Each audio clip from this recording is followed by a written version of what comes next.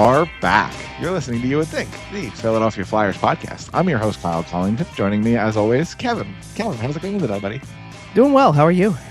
I'm doing okay. You know, we got a little bit of Flyers news to talk about. We got some NHL big league news to talk about. Oh, yeah. A bunch of stuff going on as we're diving into it. Make sure you're following us everywhere. Social media at YWT Podcast. Kevin is at Kevin_Durso. Everywhere except Blue Sky, where it's just at Kevin Durso. Find us everywhere you find your podcast, sportstalkphilly.com. Subscribe to the YouTube channel. So diving right into it, I mentioned it towards the tail end of last week's show that as we get closer to the playoffs, we dip a little more into league news, especially when the Flyers aren't in it, right? And we don't have games to break down after, the middle of April. We got to talk about something. Which unfortunately has been the case more times than not that we've been doing this show, but yes. It is on its way. This is actually our last show of the Flyers regular season. Our next show will probably come out maybe the day the playoffs start. And, as we're diving into it, the big league news here, right? Like there's playoff races to talk about. There's draft lottery stuff to talk about. But once in a very blue moon, right? Once in a generation, the goal scoring record changes hands. And that happened on Sunday with Alexander Ovechkin scoring goal 895, passing Wayne Gretzky 4 career goals. As far as regular season goes, of course, there are, other Gretzky barriers for Ovechkin to cross, and he very likely will if he plays more than one more season. But Kevin, were you watching the game? Did you see the goal live? What's going on? What did you do for this? I managed to see it live. Obviously, I'm juggling a lot of other things in life. So, it just happened to be perfect in a sense because as soon as the Islanders took a penalty and my wife was sitting in the room with our daughter and she was holding our daughter and I looked over and I said, here it comes, like power play. Absolutely. Here it comes. And it didn't take more than 30 seconds, I think, into that power play. And there it was. And, so first of all, I'm going to have to update the wall that's over this shoulder because it's a little cut off in the frame here, but the picture of the last record-setting goal is at the top of this. It's all the way up here. You can see it. So I'm going to have to update that. There is a really good picture, very much. Well, I don't know what I'm going to use yet. I kind of want to get something like that where it's kind of a good angle of the shot. Not necessarily the celebration per se, but there's also another good picture I saw that I would especially put on this wall. Like I might leave this exactly the way it is. This is kind of a Gretzky dedicated wall. And the one on this side is more NHL type stuff, just history moments, things like that, just cool things. So it might go over there, but there was a picture that I did see of Ovechkin and Gretzky both holding the puck, both smiling. And I got a picture at the bottom of this wall. It's the one right over here. I'm like covering it slightly, but that was when Gretzky passed Gordie Howe for the point record. And I kind of think that having a similar photo would really be kind of cool. Yeah, would really be kind of cool and be fitting. So that might be something I do. I don't necessarily get like some of these pictures obviously are signed. I'm not going crazy over that. I actually meant to pull it out. I don't have it right on because like other priorities, obviously. But one of the other things that's in the office that I haven't really turned the camera towards because it's on an opposite wall here is a kind of a giant puck wall of autographed pucks that I've gotten. One of the ones that's not hanging yet because I kind of don't know what order, like we all know he's going in the Hall of Fame, but I don't know what year it's going to be, what order some of these other ones I have would kind of go in. But several years ago, I did land on an Alex Ovechkin signed puck at a very reasonable price. To now be able to hold on to and say this is number one now. At the time I want to say that at the time I got it, he was probably in the range of, he was already top 5. He might have been 4th by that point, and I think he still had got 3 more to pass, I want to say, or something of that sort. So it was already cool to me that it's like I've got something by 1, 2, 3, like all that type of stuff. Like I had all those guys. Now he's number 1, and like I one of the things I want to bring up with this is that like we talk about this all the time. You're the fan perspective, on the media perspective. There's something to that perspective from my end that I go, it's also one thing if it was, I can't speak for how Flyers fans would have felt when Gretzky was setting some of these records because on one hand, Gretzky is very tied into Flyers history with the number of times they met in the Stanley Cup final and all that type of stuff. I mean, Gretzky won 4 cups and 2 of them come against the Flyers. So there's a big tie-in with that. But he was also always on the opposite side of things. It was Edmonton, LA. That's where the conference. Well, but before he ever came to the Rangers and really had that tie, like this is all happening before then. He's got the goal record before that. Yeah, and right, and by the time he gets to the Rangers, he has the venerated legend status already. So like, well, I mean, think about it. He scored 8-0. He scored 802 with the Kings. He goes and plays the rest of his career another 5 years, and he didn't even score another 100 in 5 years. Crazy. You know what I mean? Like after all those other goals. So there's really not that kind of tie. Like this is a guy who's played in your division his entire 20-year career. And as a result, most of his career was Washington not in the original. Oh, they might not have been at the very beginning. The first couple of years, right? But then once that division realignment in your conference down to I want to say, if I'm not mistaken, his first playoff series was against the Flyers in 2008. I think that was tracks. It. I think that you know what I mean? Like 05, 06, he debuts. I don't think they were good enough yet. Same thing with 06, 07. And by 07, 08, they were making the playoffs because he scored the game-winning goal in game 1 of that series. And everybody went nuts over it because it was like, well, this is just what he does. He's already got this status and he's living up to the legend of it's his first playoff game and he's the hero. And then the Flyers actually won the series as underdogs in game 7. That was the Joffrey Lupul overtime goal. Oh, man. And, I know we're really throwing it back with that. But my point with this is that he's always been at least in the conference. Certainly most of his career, he's been in the division. Yeah. And that means that they pass through so many times that I've seen a good number of these goals, and I did a whole story on. Depends on how many of them, Kevin. Well, I did a whole story on how many he scored against the Flyers, but then you got to divide it up into which ones were here, which ones were in Washington, and so to be honest with you, I think a good number of them were actually in Washington more than in Philly. Maybe the one thing I'm not getting there is that early in his career, I think he scored a lot of goals in Philly. Okay. He had a couple of years, and it was like right after I started really covering the team. He had a couple of years, like in my time, and think about it. By the time I really started covering the team, that was the 14-15 season, and that's his 10th season in the league. Right. So no, he's halfway through his career essentially. Right. So there's a whole essentially a whole front 9 of the career that I wasn't covering. Right. And after that, he actually has 2 seasons in the last 10 where he didn't score a goal against the Flyers the entire season. One of them and I wrote this in the article. One of the remarkable ones was probably the last time the Flyers made the playoffs was the 2020 season, or 2019-20, which was shortened due to COVID in the beginning portion before the bubble. But they played 4 times that year. Not only did he not score a goal, they held him without a point in 4 games.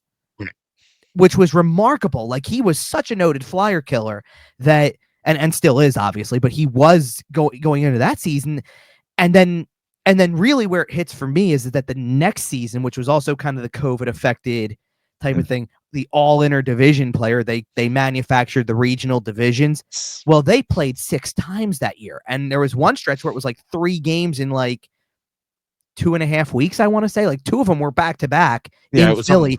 And I think he scored in both of them, and he ended up with something like 8. I think it was 8 goals against the Flyers that year alone. So he had a total going into that. And then you're sitting there going, wait, how does this guy have 52 goals against the Flyers when it's like 2020 and he's got like 36? Has he really scored that much? No, he had 8 of them in that one weird year where they only played, the Capitals among all the other localish teams, the Devils, the Rangers, the Islanders, etc. Well, and for the first 10 years, you still played your division, 6, 7, 8 times a season. In the really early going, right. Sure. And so there's something that hits about that like I've watched this guy enough times. I mean, down to it was around this time, one of the more recent goals, or a handful of the more recent goals, he played they were the last game of last season, game 82, playoffs on the line, and it's a 1-1 game until they pull the goalie and basically have to give it up that they aren't making the playoffs. I mean, by that point they weren't making it, but have to give that up, right? But who scored the first goal of the game? Of course it was Ovechkin, because who else would it have been in that situation? And we were getting up against it. He comes through. It was going to be the last time he was coming through Philly before probably getting to this point, February 6th. And I'm in my head, I'm going, there's no way I'm not going to this one, because how am I missing? There's no way I'm missing part of this chase. First period, last minute, first period, here he comes, gets the right situation. It's in the net. There's another one. I believe at that point it was 879.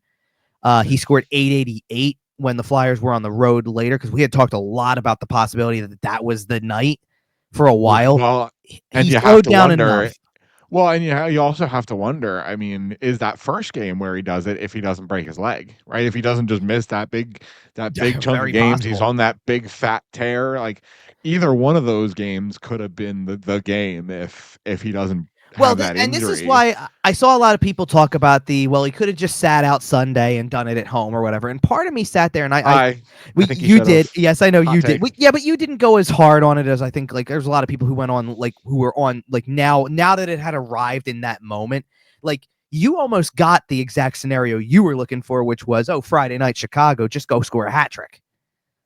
Well, he almost did. When he scores the first one, what was it, 6 minutes into the game, or even sooner than that? Man, I was like, this is it. This is what he does. This is Alexander Ovechkin facing down a milestone. Like, we've seen this before. He's going to score 50 and take the next day off. Like, we've seen it before. And what I texted the group was, there's an element where, no, do it on the road, because if not forget the broken leg part, which sure changes things, but he's really never been hurt in his entire career. That, I think, was the longest period of time he's been out. It was. I think it was something along the lines 16 games, I think. Yeah, and I think before that it was something along the lines of 11 games total due to injury. Now, I say due to injury because he takes his annual game off before the All-Star break every year.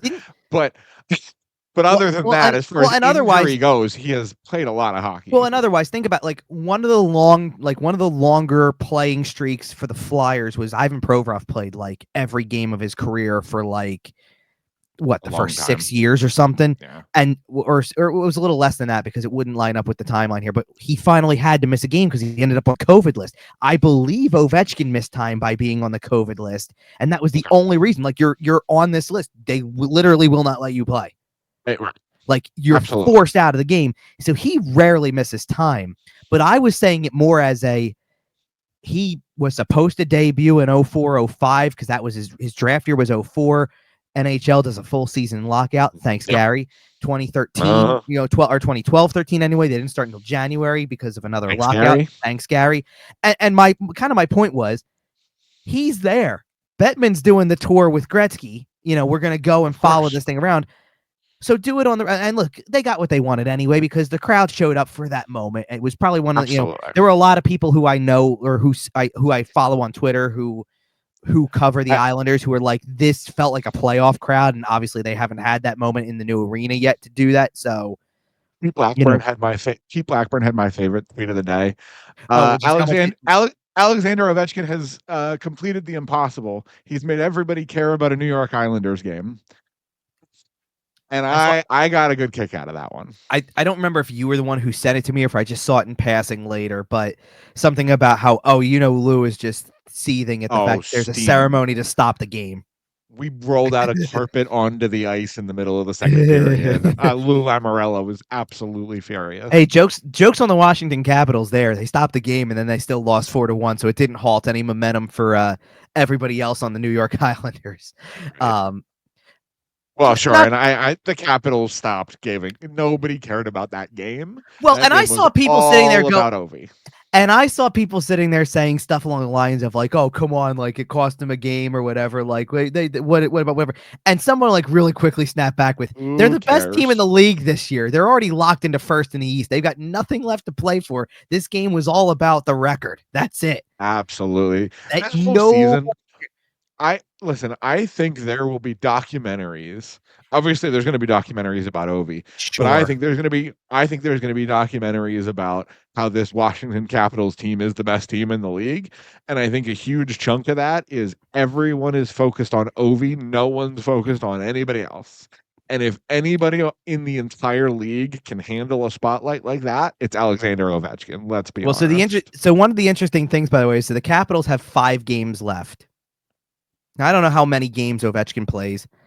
He might sit out 1 or 2 here now that the Well, record's done and just go into it the play. depends. Like, Is he going to try to put 900 up well, this I year? hear you, and here's the thing: there's an element of that where his future is the big question with that, because at least to me, you just set the record. Now he could want to put some distance on the record. That's obviously always a thought as well. But especially with Austin Matthews looming, we'll talk about that. you know what? Yeah. Yes and no. I hear where you're coming from. The pace that he can get on is great.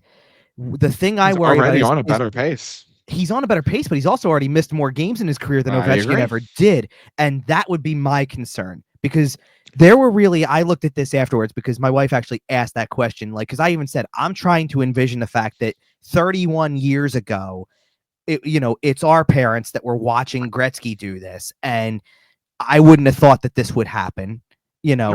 Certainly not in the time I'm watching hockey, that someone would actually get to a number like that, push 900. And I even said, I don't think there's somebody necessarily in the league right now, based on all the information we have, that's going to get to 900. 800, totally on the table for both Matthews and Leon Draisaitl. I think for those two, if everything stays the way it is, 800 is on pace, but they haven't even reached 400 yet. And I worry about Matthews' health, and I worry about whether or not Draisaitl keeps the pace, depending on what else happens with that He team. just plays such a big physical style. It's hard to imagine he'll hold up for 20 years. But again, you could say that about Ovechkin too. Right, and they have more than 10 years left, so I'll give them that. I agree. But more my thought was with that is 31 years down the line, I can't sit there and tell you, sure, there's always the possibility that a kid comes in at 18 years old and turns out to be this next great goal scorer that has the ability to maybe get there. But that's it's not Michael Misa, and the Flyers are about to draft him. but there's no telling when that's going to happen. Like, it could take another 31, and I can't even think right now about putting myself at that age and saying maybe this happens that many years down the road. You can't even go there with that. Like, it's so far out of your realm of possibilities, because, like, a perfect example of this too is that Ryan Leonard made his debut this week after playing at Boston College. What a week for Ryan Leonard. You've met Wayne Gretzky like 3 times already. And but it was perfect because they had Ovechkin mic'd up in the game where he tied Gretzky's record, and he's sitting on the bench going, I'm not doing this with an empty net. So Ryan Leonard gets his first NHL goal into the empty net. He's as excited about that moment as he was about tying the record. Yep. And then after the game, when he meets with Gretzky, makes it a point to, in the locker room, ask for where he is, and then hits him with the classic, only 895 more to go, because you're going to have, there's going to be more. So, now you just got to get 895 more. And can you imagine being in that spot? You just stepped off the college rink. You're in your new home for who knows how long, starting your NHL career, and you get your first in the same week, in the same game that the goal record is tied, and you're on this team just going through this. He's been interviewed a ton this week himself, because everybody wants that perspective as well. I love everything about that. I think it's been so cool. There's been a lot of cool stories that come out of this. I thought the whole Sorokin thing was great. He asks for the stick because Ovechkin's a big, this warms my heart, because I'm very much in the same boat here. He's a big memorabilia guy. Apparently an article came out. He wants to open a museum in 2 years.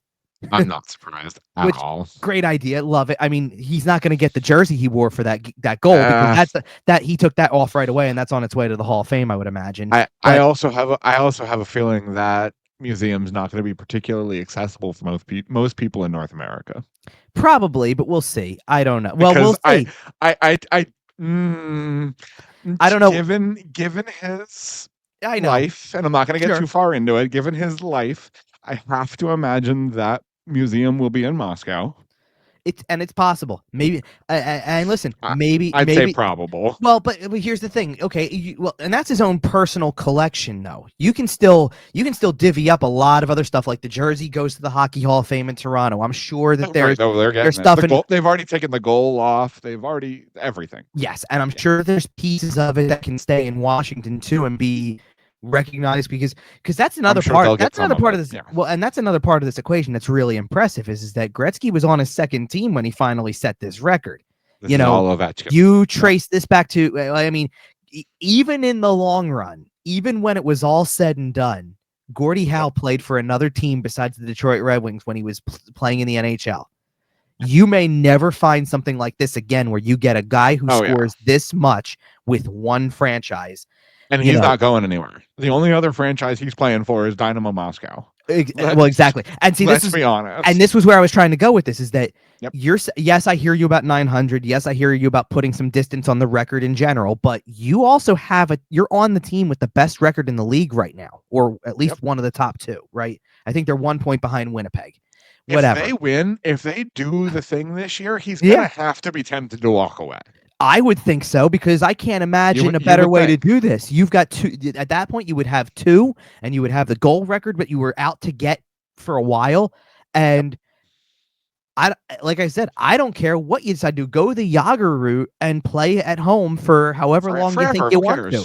Yeah. Right. For however long you want to. I mean, the only thing that you would be doing by doing that is if he is playing pro, you're not going in the Hall of Fame right away. Right. Because Yager's not in the Hall of Fame yet, even though he will be because he's still active. But I think Yager even said he's hanging him up at some point in the next very short while here. So it's going to start the clock and he'll be in another 5 years. Do you consider waiving the waiting period for any of the three obvious players, being Yager, Ovechkin, Crosby? Well, Yager, I think the fact that they've already waited this long on Yager from playing in the NHL. Well, they're waiting until he retires. Yeah, I don't know if they do or they don't. Gretzky obviously got the waiver right away because on top of, I mean, Gretzky got everything right away. Not only did they waive the period for the Hall of Fame, they threw his number in the rafters of every building and said, "That's it, no more 99." No one else. They're not going to I don't think they're going to do that for 8 in this case because they can't. No. There's too many teams that have already individually retired it to begin with, probably. Well, right, and you didn't do it for 9, so you're not going to do it for 8. Yeah, and I mean, and 9 has been such a historic. Well, 9 has been such a historic number. There's so many people you can even associate with it. Exactly. I assume. Look, I always assume Howe's probably the first one. Gordie Howe is the first name that should come to mind with 9. Probably closely followed by Maurice Richard, and then after that, you start to do all of the rest of the guys who wore 9. Across the board here. There's a lot of them. It's retired in God, it has to be 8 or 9 cities, right? Number 9. It's a bunch of them. There's been so many of them. It's kind of like the number 1. Number 1 gets retired all the time because somebody wears it right away, and it turns out to be a great player. Absolutely. But I've been wondering the same thing. If they do go on a run here, if they win the whole thing, do you think about how you've gotten it now? That you've gotten to the record, that you have it, and you would have won another Stanley Cup.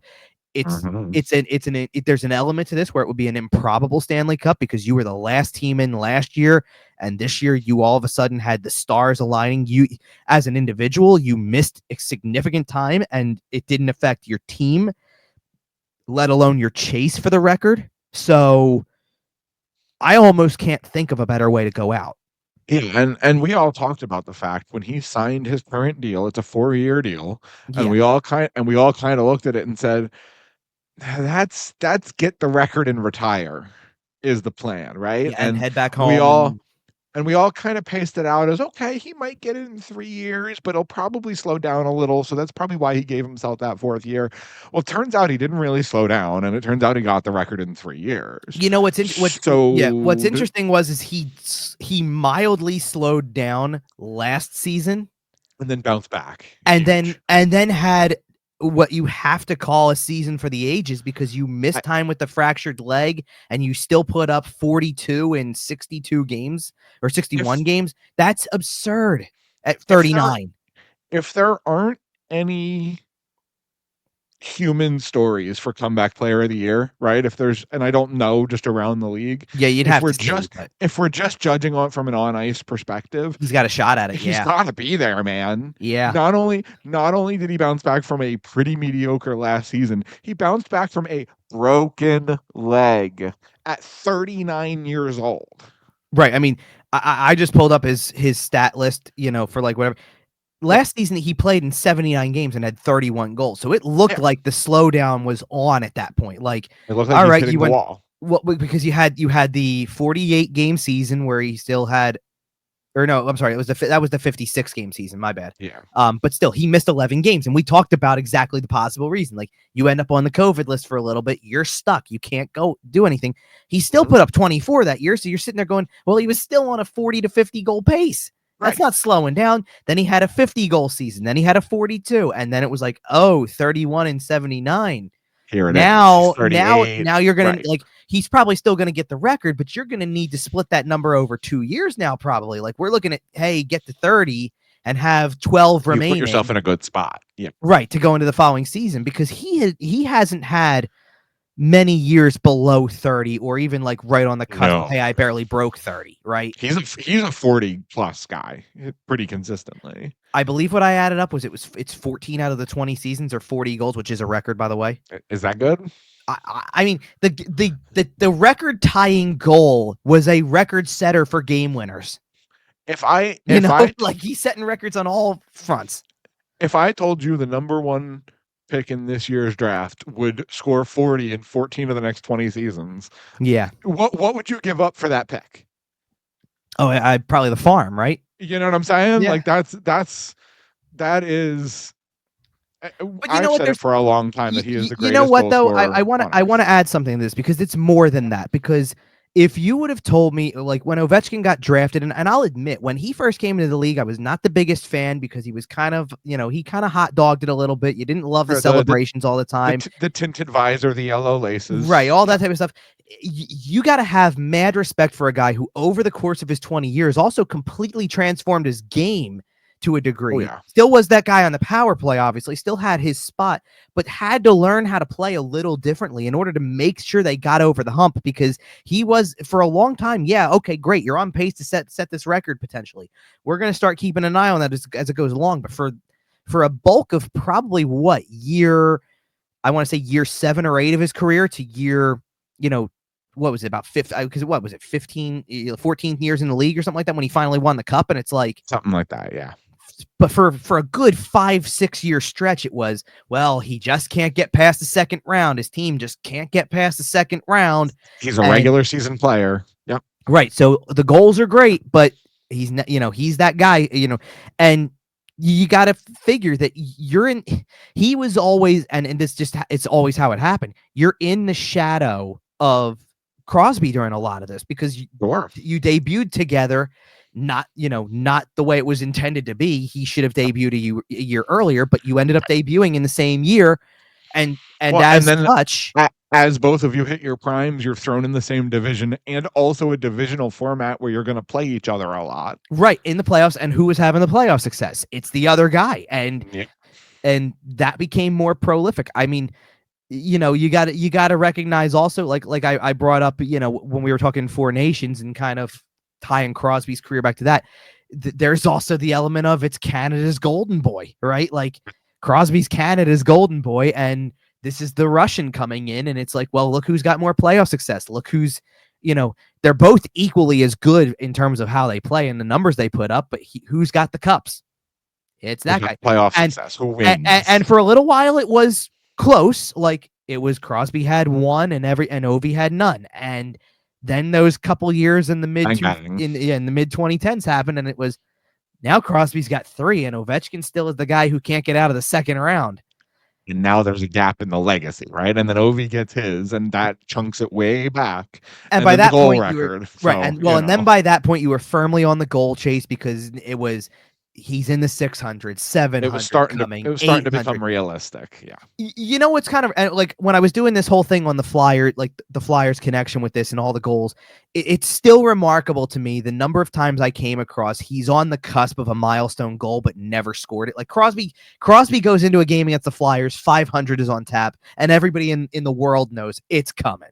He's going to get 500 against the Flyers because of course he is. No one has scored against the Flyers more than Sidney Crosby. But Ovechkin, for having the number of goals that he does, because Crosby just got 500 fairly recently, like compared to this. Like Ovechkin's 300, more than 300 goals ahead of this guy, right? Like it just is what it is. And I just look at that and I think, you know, how do you get to this point? Because we're talking about 900, like pretty much short of he comes back and they open the season against the Flyers, he's going to have 900 before he plays the Flyers again. So how do you get to nearly that point? All these, the records, nearly getting 900 goals. He's scored, like, I believe he scored 601 against the Flyers. I believe he scored 398 and 399 against the Flyers. He never had that round number against them. Not his first, not his 100th, not any of the hundreds after that, not the record setters, none of that type of stuff. And that's pretty remarkable to go through that entire stretch and not find one of those. And I think that's why we all kind of started to, as it looked like, that game in March, we started to play with that because we're like, oh, this is going to happen, isn't it? Like, it's well, there were plenty. I think. Well, and in fairness, there were plenty of big Gretzky moments that, like, again, Gretzky got 50 and 30, it was 37, 38 is what it turned out to be. Like, something it was 50 and 50, but like he did it faster than anybody. 30, and it was a 5-goal game against the Flyers, and it's like, okay, that's just the stuff that happens, right? And the fact that it never happened, like sure, 52 goals against them, you're a big part of this whole equation, but it wasn't any of the milestone goals. And it wasn't like I was able to go back and grab a picture like that for the article and be like, look, there's this big, moment. And I think that's a pretty good exit point on Ovechkin. I did want to mention though, just due to some of those, previously mentioned, shall we say, less than savory personal connections, I enjoyed the hockey spectacle of it all. But I am hoping that someone breaks it in the future. I'm rooting on Austin Matthews. He's on a pretty good pace. I think he's got a couple things going for him. And yes, I am concerned about the health. He's missed a lot of games. He's had some nagging injuries that are frankly concerning for his long-term health. But you have to imagine if he plays another 10 plus years, he may get a chance to play in a post-Bettman NHL.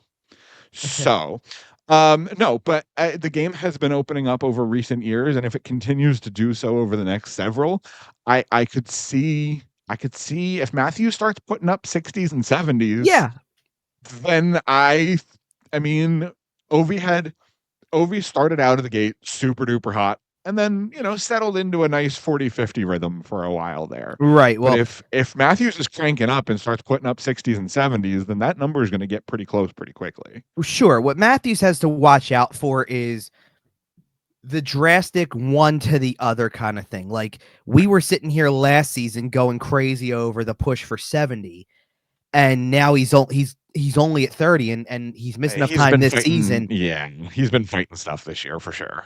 Right. Well, and the problem is it's exactly that, because sure, great. Rookie year, he has 40 goals. That's awesome. That's a great starting point. And he played every game, and it's like, okay, great. The next year, 34 goals, but and he's on that crazy pace, but he only played 62 games. Well, that will hurt your chances at getting more, because like, even if with the pace you're on, the following year, 68 games, 37 goals. It's like, okay, if you play the full 82, you're a 50-goal scorer probably each time or close to. But you're running out of, but you've got enough years where it's like, and for a while he got out of that, like 70, 52 out of the 56, 73, 74, 81. It's like, okay, you're missing fewer games. That's helping. This year didn't help the cause. 30 goals in 61 games, and where the season stands, and there's a decent chance that over the last handful of games they might sit him down for a night or two because playoffs.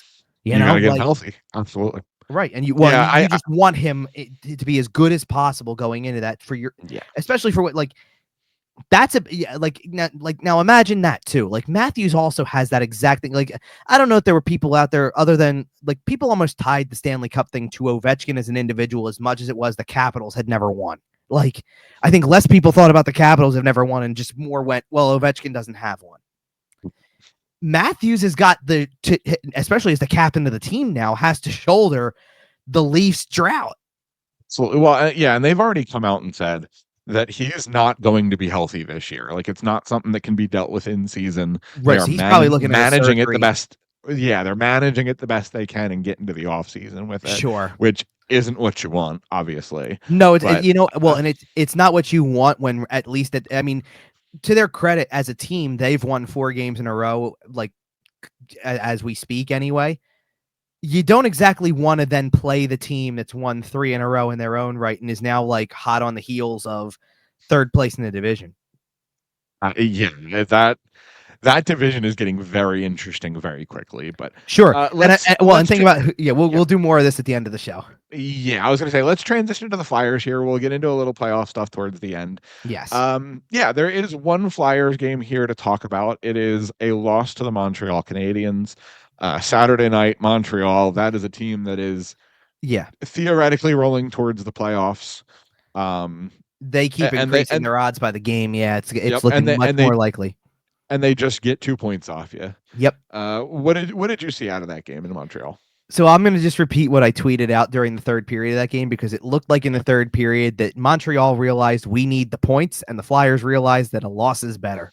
We don't need the points, actually. Right. We kind of don't need the points. And, more so the former rather than the latter on that one, because I'm watching the first 2 periods of that game as the Flyers lead 1-0 and get the first goal. And I'm going, is Montreal doing this again? Are they not recognizing the significance you got? And now you're at home, by the way. So you've got the building ready to go crazy. It's a great crowd.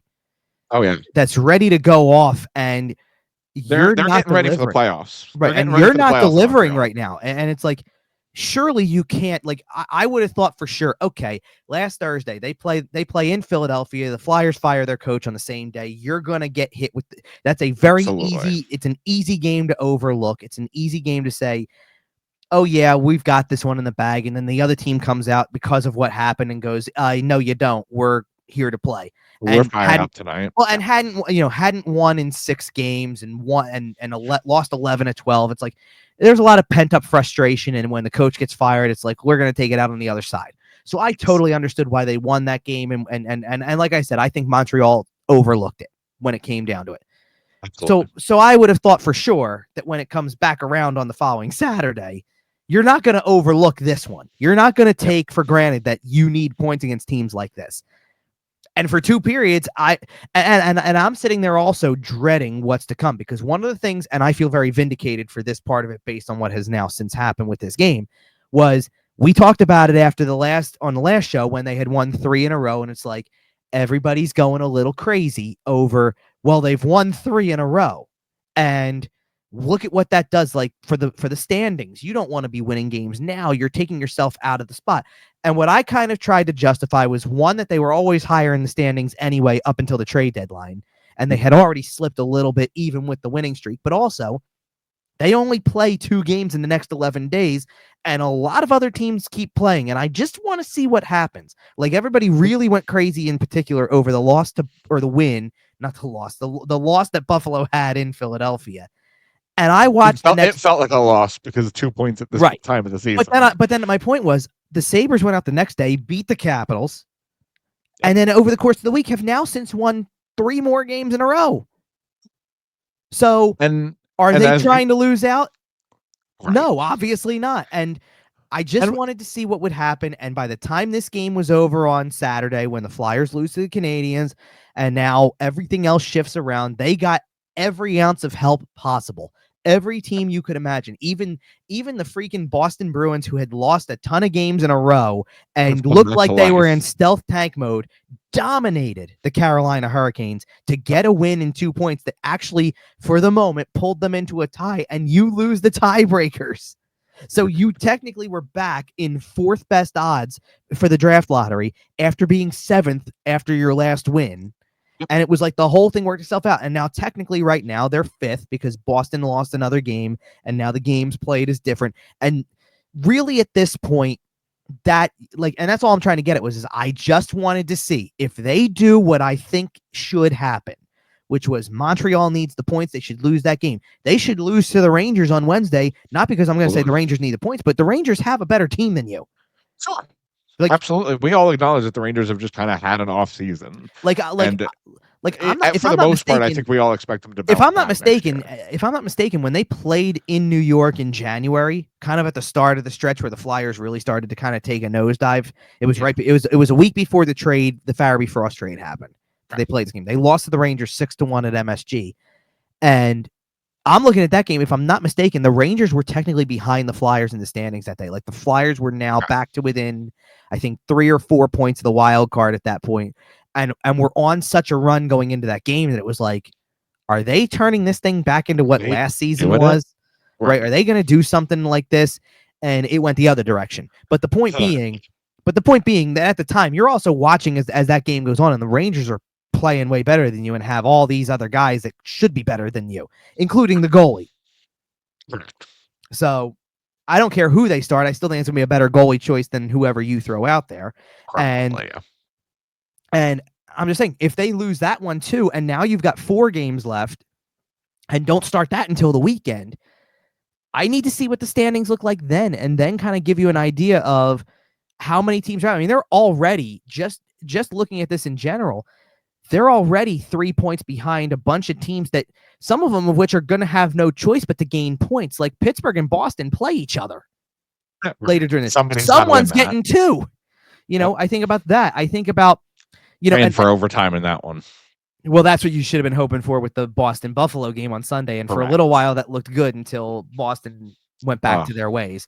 But think about that. That almost now has a chance to make the Buffalo game irrelevant.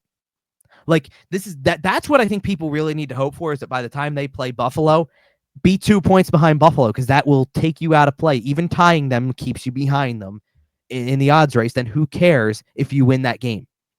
I would even venture so far as to say, who cares if you get to the last 2 against Columbus and Buffalo, which at this point are probably going to be rendered meaningless. And if you don't have the chance of passing anybody during those 2 games, then go ahead and win them. Who cares? Like at this point, third is out of the picture. Right. So you're shooting for 4th. You might as well, if you're there and it doesn't affect what happens in those last 2 games, you might as well try to win them. And who cares if you do? Because go out on a good note. Yeah, absolutely. Right. And then you go out on a good note and whatever. Like here's the other piece of everything, because I know what people are also going to focus on down the stretch of the season here, and it's very relevant to this Montreal game.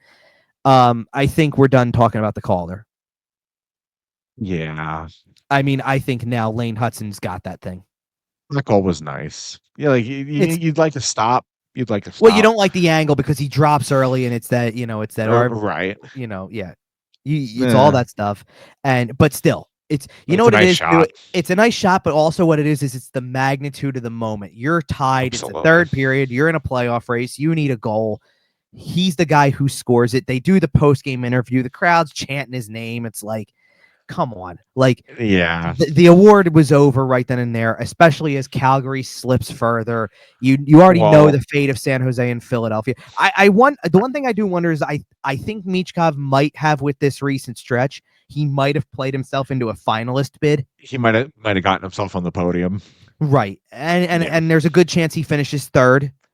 Yeah, unfortunately, I think Dustin Wolf falling out will probably disqualify him as far as opening that spot for Michkov goes, because I think Celebrini's locked in. I think Hudson's locked in, obviously. Then I'm curious to see who finishes 2nd if that's the case, because I think it's going to be a close race for 2nd. Then I hope it is, and frankly, I have a funny feeling. I have a funny feeling now it's going to be close to unanimous for 1st, because I agree. Because I just don't think people are going to argue the fact that they're in the playoffs. He's a rookie. Look at all the points he got this year as a defenseman.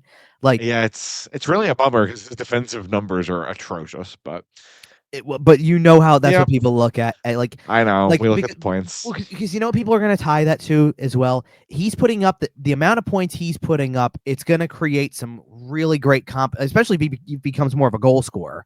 Like, he hasn't really been a goal scorer, but if he eventually becomes one, you're going to be talking about him and Makar in the same sentence for a long time.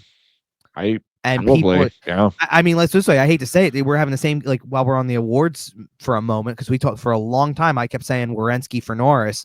Now that Columbus has slipped out of the playoffs and Makar got to 30, it's Makar's to lose, isn't it? Probably. You know 30 what I mean? goals for Stuff a defenseman plays is itself insane. out in weird ways, and it's been that kind of, the league. It's been that kind of league, right? Like, goaltending has, of course, goaltending has their own award. I get that, but like, and of course, like, a defenseman gets the best defenseman thing. But we're gonna see, like, the two defensemen that are gonna win major awards are pretty well cut from the same cloth. Like, it's very similar, and that's what you're seeing. So, offensive defenseman, absolutely. Well, and if we want to tie this into, like, again, we'll tie this into the draft stuff for a second, because there's a very good chance that, hey, if Cale Makar is the Norris winner and Lane Hutson's the Calder winner, and that type of defenseman is kind of front and center of the NHL world, then when the draft rolls around and there's a defenseman who plays pretty similar, you'd never know. I like Hunter Schaefer a lot. Yeah, Schaefer's a really good defenseman. I like Hunter Schaefer a lot. Matthew Schaefer. Or Matthew Schaefer. I'm sorry. Yeah. He's gonna be right up there for sure at that point. But what I'm just like, and this is, like I said, what I was just trying to get at is that everybody was freaking out about something that we still didn't have a complete resolution to. And listen, there's still a chance they screw that up. They could go out like, if I'm looking at it right now, out of the 5 games they have left, there is one team that I look at for sure and certain and say it's a loss. Right. Ottawa. Yep. Probably. Ottawa's on such a roll. They're in the playoffs. I think that they've got their sights set on who knows what at this point. Like, they're on such a roll. I think they're going to want the points, and I think they're going to play a way harder game than the Flyers want to play at that point in the season. You put the Flyers up against Columbus and Buffalo in meaningless games at the end of the year, because that's what it's going to turn into. It's anybody's game. The Islander game is that's going to be some bad hockey. Right. The Islander game is going to be meaningless also at this point, or very close to. I mean, the Islanders, the one thing I will say about those kind of games is you run the risk of playing Ottawa when you do and having the potential of, well, we don't really need to play this guy. And a lot of the teams in the bottom of the standings have that possibility. Like, I look at a team like, who was a good one I saw? Anaheim, for example. Let's use Anaheim, because Anaheim's last 6 games are Edmonton, Calgary, LA, Colorado, Minnesota, Winnipeg. Like, do you think when you play Winnipeg to close the season, you're seeing Connor Hellebuck, or are you seeing Eric Comrie and we say, save Hellebuck for the playoffs?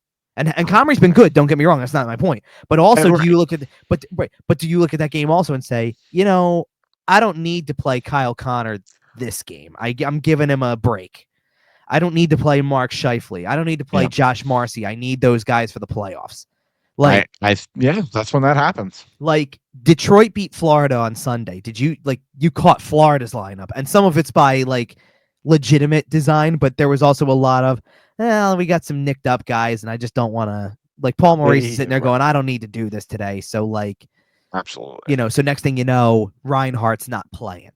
And it's like, yeah, because you don't need to. You're locked into a playoff spot. You're good.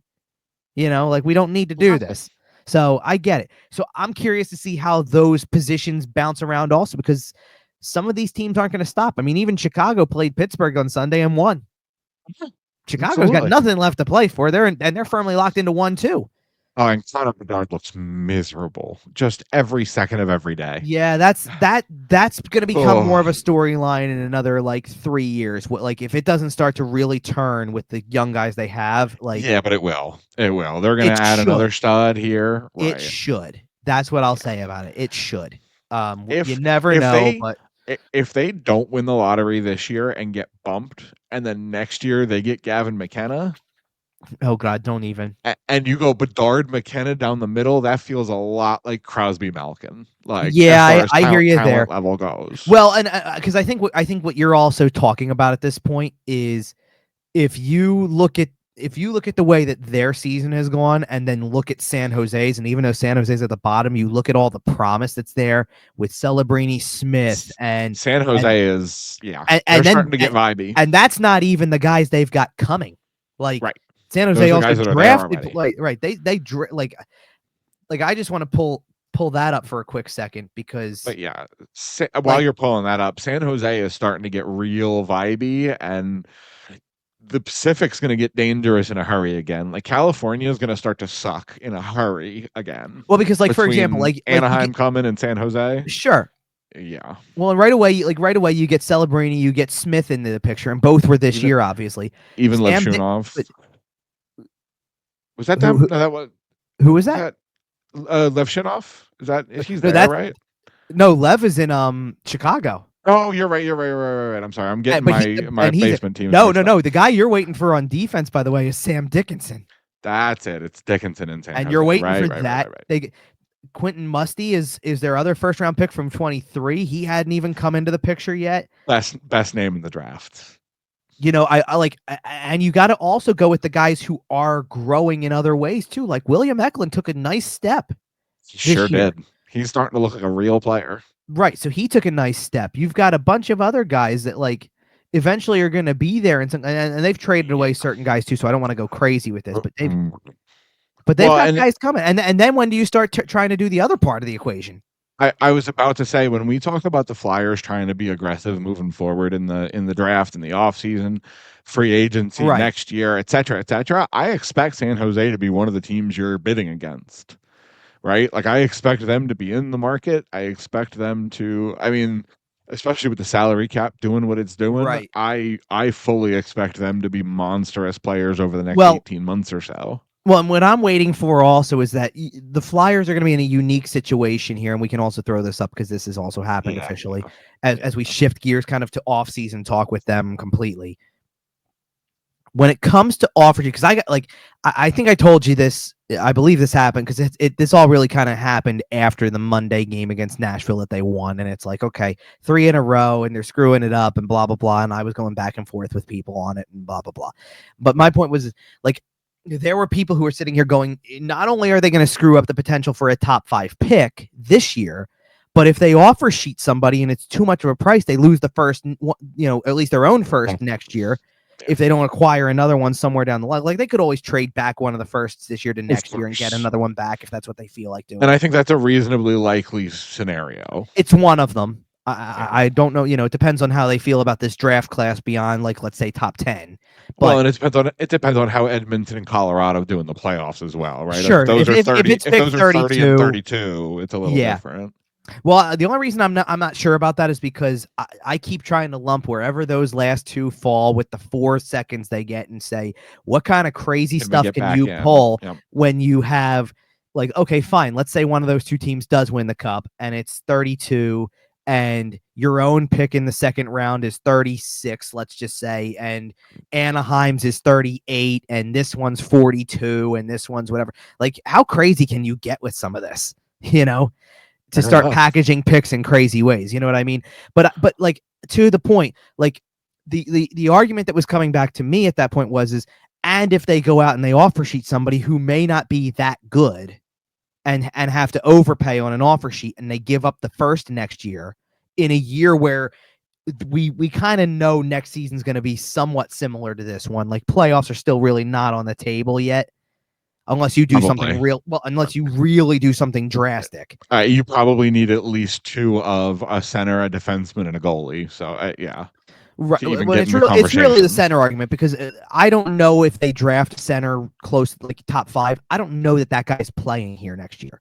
You know what I mean, roughly speaking. No, I know. You're going to get anywhere near the playoffs. No, but that's what I'm saying. Like, I'm saying they would need to go out and get a bona fide top 6 center at minimum just to even put themselves into the conversation. And they might very well get one in the draft, but I don't know that he's playing. So because of that, it's like you might have I know everybody talks about needing a goalie, and I keep coming back to Zavergan because it's like he's in the system. You just got to kind of wait it out, and eventually that feels like the guy that you're holding out for, though, at this point. So at least you have a guy that you can get excited about that you already have.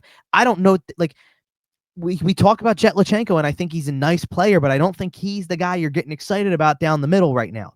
Not as a one, no, right. For sure. And you need to find, and that's why I'm saying if you pull second overall pick, and whoever picks first, whether that's San Jose, Chicago, or somebody else, and they go Schaefer, and you end up with Misa or Hagens or somebody else that you feel like it belongs there, maybe we'll talk. You're going to have somebody that you at least have a reason to try to see what they become and get excited about.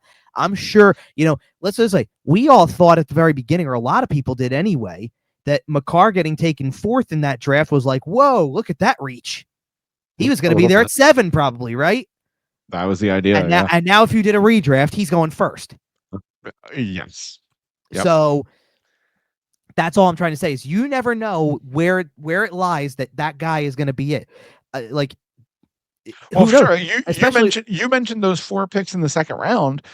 If you end up keeping them, Lane Hudson was a second round pick, the guy we just talked about, right? Like there's still definitely value in the second round, right? And even like what you also have to take into account is, and I understand because people immediately start to go off of, well, they say it's not that deep of a draft and it's not the good. I'm sure it means that means it's more likely in the second rounds 2 through 7 that you end up with somebody who doesn't make it versus somebody who does. But if you're one of the, I don't know, if you're one of the 9 to 10 teams out of 32 that pick in the second round or the third round and have that one player who makes it, you find the Braden Point in the third round of this year's draft. You find the Jake Gensel of the third round. You find, the Jamie Benn of the 5th round. You find guys like that. What Andre Palat was a 7, I think, right? Like you find those crazy guys that don't look like they're going to make it. They feel like an afterthought, and then they turn out to be really good quality players. If you can be the place, like, how do you feel about Noah Cates? Noah Cates is a 5th. Do you like him enough? Like, it doesn't mean, like, sure, we'd love for the 5th round pick to be a superstar, to be somebody that really got overlooked. But if you can find quality there too, that helps also. And we got to also factor in that sometimes finding quality helps with, I can trade that guy later. Absolutely. Right. And if at the end of this rebuild, Noah Cates is your third line center, which I think a lot of us can see as a possibility. Sure. Getting that out of a 5th round pick is spectacular. Absolutely. I mean, we've looked at. I mean, we were having a conversation on the side because who scored the first goal of the game on Saturday? Ryan Poehling's been on a scoring tear lately, and it's like, well, that's the ideal guy to have in your bottom 6. And I looked at that, and I even said, I wonder if he's back next year. Not because I don't think he shouldn't be back. It's because, do you sell high in the offseason because the guy's got 1 year left on his contract, affordable, and somebody might be looking to this and going, hey, he might get me 15 to 20 goals next year if he's played in the right spots. And back to your point on kind of how the draft is going to shake out and whether offer sheets happen in the first round pick next year, I almost wonder if Danny is waiting for the draft lottery, because if you spike into the top 3 and you end up with a guy who's reasonably likely to at least be in your training camp all next year, right? Maybe get a Jet Luchenko tryout, maybe just stick on your team outright, right? Like, I don't think anybody would be crazy surprised if Michael Misa stays on whatever team drafts him this year. Or obviously Schaefer, or, whatever. Right. But if maybe that's how Danny's looking at it, right? If you spike the lottery, get one of those guys, then maybe you take a little bit more of a patient approach. You don't necessarily offer sheet. You keep your first round pick next year. Yeah. Et cetera, et cetera. If you don't get one of those guys, you slip a little further back. Maybe you're a little more aggressive. Maybe you give up the first pick next year. Right. Or maybe it's the complete opposite logic. Danny could go either way with it, frankly, but right. I think there's a lot of flex there. Well, and we're gonna find out too, because the thing is that we've all talked about there's guys who could be offer sheeted this year because they really desperately need a center, but there's also the element where, look, we're gonna find out exactly how close to the vest Danny Briere is playing his cards, because he's also kind of played coy with, yeah, the door's open, but I don't know, it's still a little early. And on one hand, you could take that and say he's trying not to show his hand and just sitting, like he's going to be sitting back and like trying to be the GM of the offseason, or he's curbing the expectations because I don't want you to think we're going out and signing people right now. It's not the time yet. We kind of want to still be in this spot at next year's draft because be a little more patient, right? Because there's, and I know everybody's going to hyper focus on Gavin McKenna, but it's like, what about anybody else? If it's another draft that has deeper, a deeper top 5, top 10, and that's where you are, you might be looking at that situation. So and I think if you're not a playoff team next year, I think you have to go extreme, because if you're not a playoff team next year, you have to put yourself in a position where you can spike yeah, a lottery. You don't want to finish 11th, 12th, 13th, where you could jump, but maybe not even to number one under these new rules. right.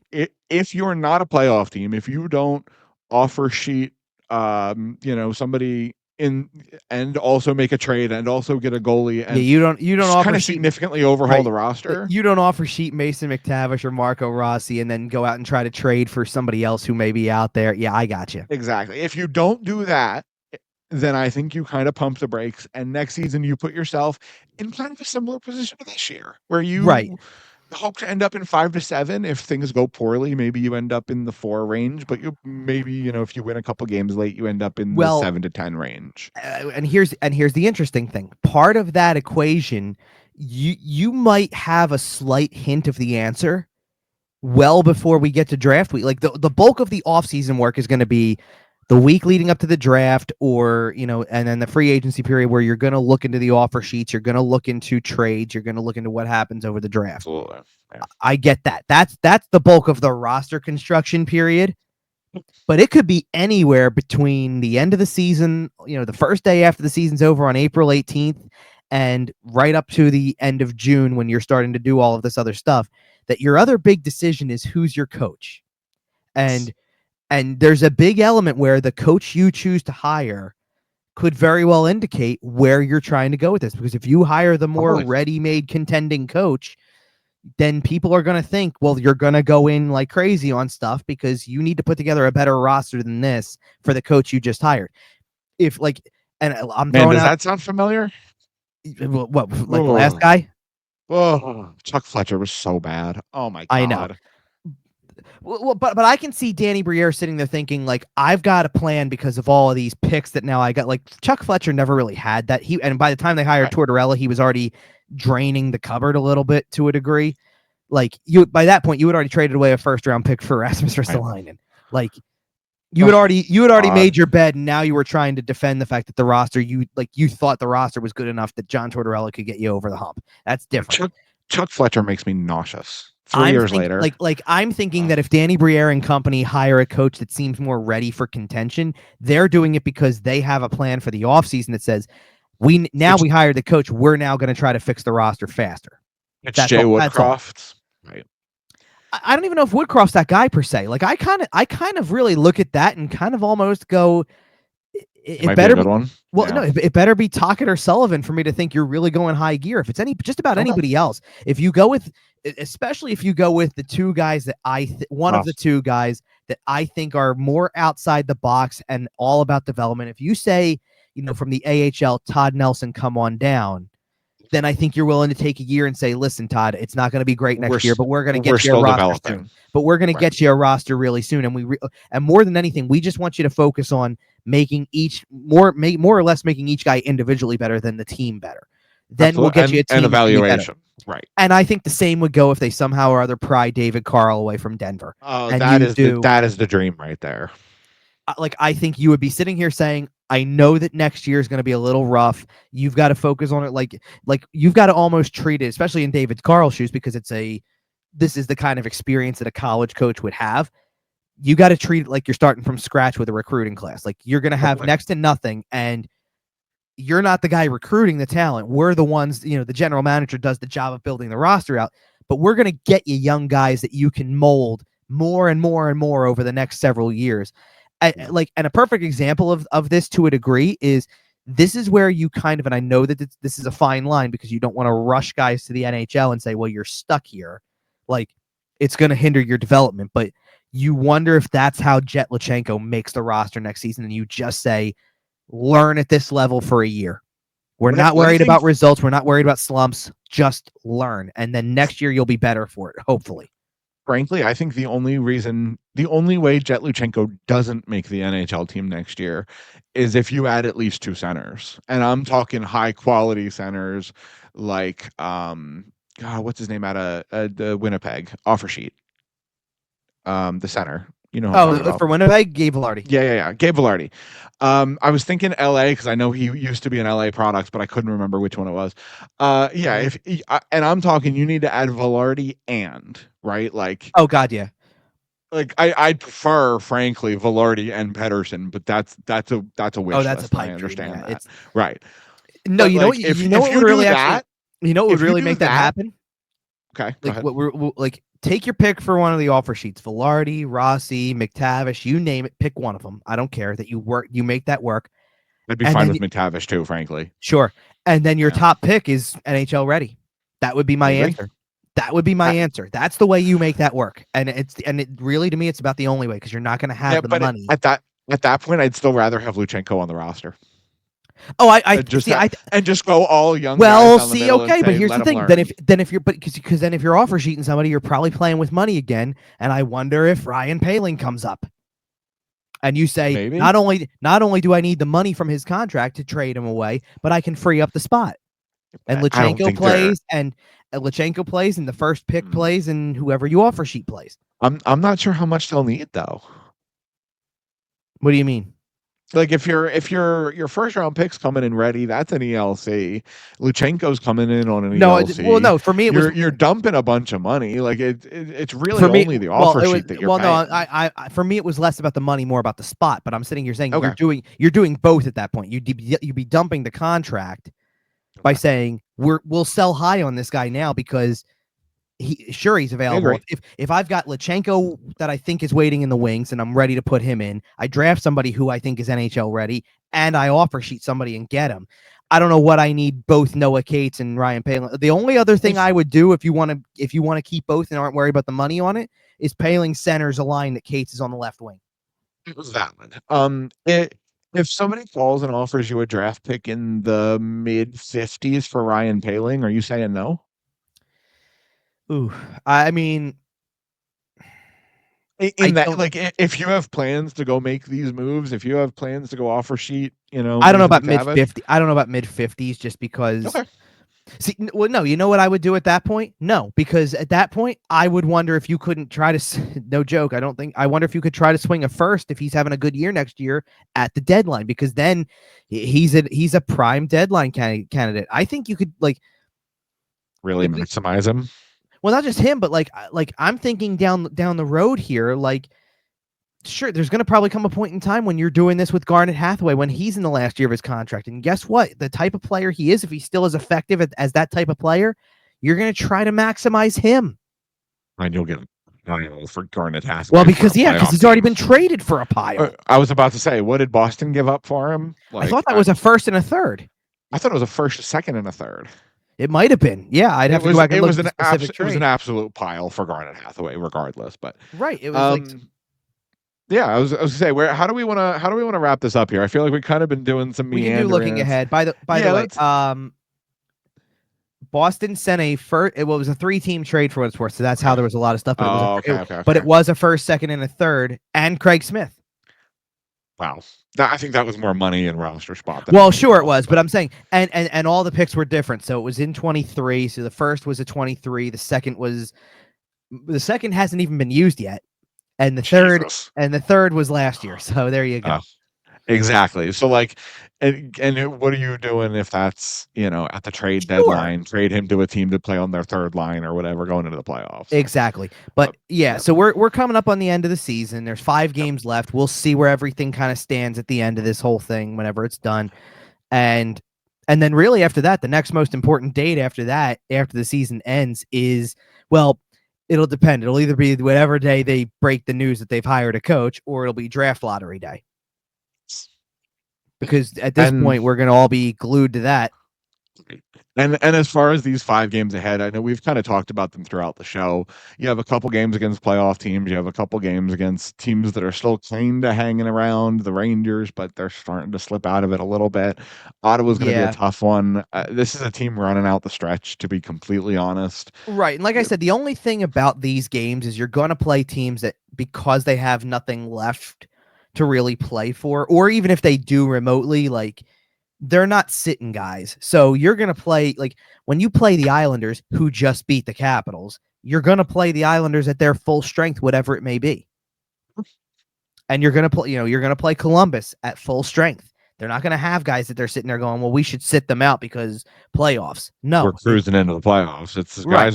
Guys are playing for themselves in a league where Well, and I everyone's just look playing for their job. like it's funny because Columbus is like the total opposite of Buffalo right now. Like you go to play Buffalo again, the fact that Buffalo lost in Philly is almost like that's the rarity of the last 10 games for them.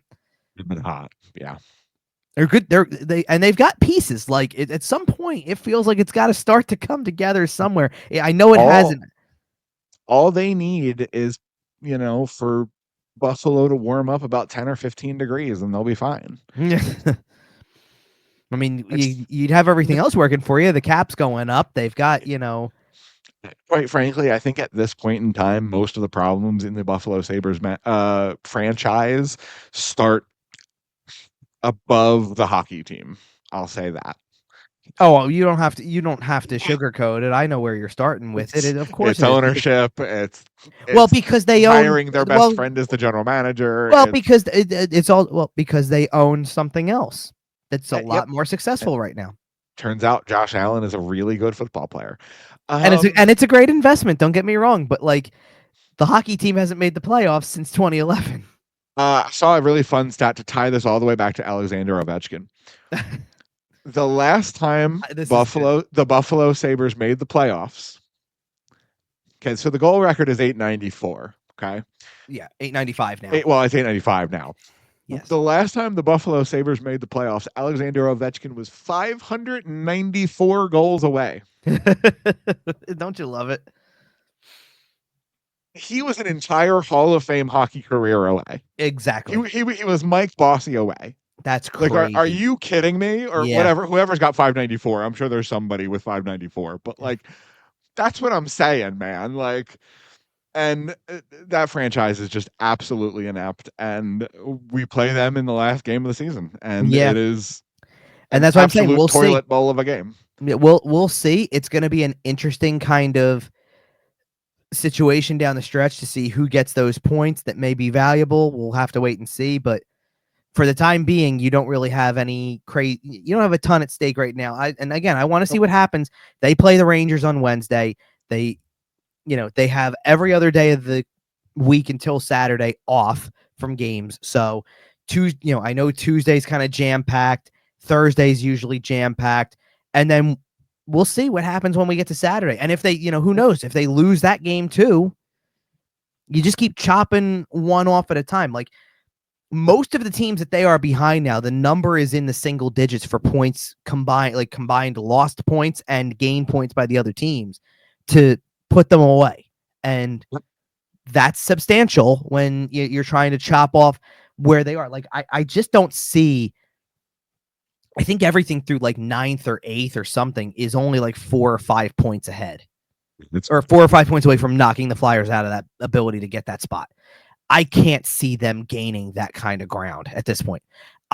Frankly, I can't see them getting any more than 4 or 5 points the rest of the season, and that might be generous. Well, and so because of that, to me, there's only 2 teams you really significantly have to worry about, which would be Seattle is only 1 ahead and Boston's tied. And by the time you get really, I think it's the last 4 games in particular, because by the time you get down to those last 4 and 6 days, Boston's down to 2, I think. And it's like, if they're still tied, Boston's got almost no opportunities to gain the points back, and you've got 4 chances to win a game. Yeah, especially when you think about that Buffalo game. That's why I said, just for my own sanity being on social media during games, I want that Buffalo game to have no meaning whatsoever. Have them be locked in, let them go out and win the game. I don't care, because it won't mean anything. But if that's not the case, and they are, just like they were on Saturday, and it's 1-0 as we go into the third period, and I could already sense the people freaking out about they're gonna win a 4th straight. They're gonna have taken this break, and the effect is still there, and they're gonna beat Montreal again. Are they not understanding what they're supposed to do? And that's why I say. I look at it and I say they've got 4 games against non-playoff teams that realistically, to me, that could mean 4 winnable games, I guess. Would it surprise me if they won all 5? No, because it would be typical Flyers, I guess. It sure was. Would it surprise me if they lost out and as such got the fourth best odds because that's the way it would be? No. We just have to wait and see what happens. But there's a lot right now. There's too many opportunities still left there. I need to get that thing down to like the last two to then really start to break this thing down. Fair enough. And yep, there are, guys are obviously playing for individual stats. You're playing for your future in the league. But as far as a team winning perspective, there's not a whole lot to play for these last 2 weeks here. So we will be back before the playoffs start to talk about all of that. Can't wait for that, by the way. Can't wait for the playoff discussion. I'm so excited. We'll have our playoff previews. We'll have a preview of every matchup. We have a lot of fun here on the playoffs. If you're new here, we do a show between each round, break down the last round, predict the next round. It's a lot of fun. We have a lot of fun with it. So make sure you're here with us for it. Subscribe on our YouTube channel. Hit the notification bell. Get notified when the new episode goes up. Our schedule's a little bit sporadic right now, but again, we'll be up between each round of the playoffs is the plan. So make sure you're following us there. Hit the like button if you're watching us on YouTube right now. Subscribe everywhere you can find your podcast, including sportstalkphilly.com. Follow us on social media. We're at YWT Podcast. Kevin is at Kevin_Durso everywhere except Blue Sky. It's just at Kevin Durso over there. And until then, man, we got 5 games left. 2 home games. You going to make any of them? Either of them? The plan is both. Yeah. So awesome. Plan is both because I want to, do this right at the end and just see it out through the finish line here. And then, like you said, we're going to just do the shows between each round, short of probably another emergency show whenever a coach gets named, more than likely, because that's to be determined. I have no idea when that's coming right now. They haven't even, I don't even think they've really started that conversation right now because I assume they're waiting for the season to end and see who gets fired and you've got a lot of renewed and you've got a lot of stuff up in the air right now before you really have candidates lined up. I don't think they're even I think right now it's just let's get through the end of this thing. Absolutely. And we probably will not have any clarity about that on our next show, but we will have some good playoff breakdowns. So make sure you join us.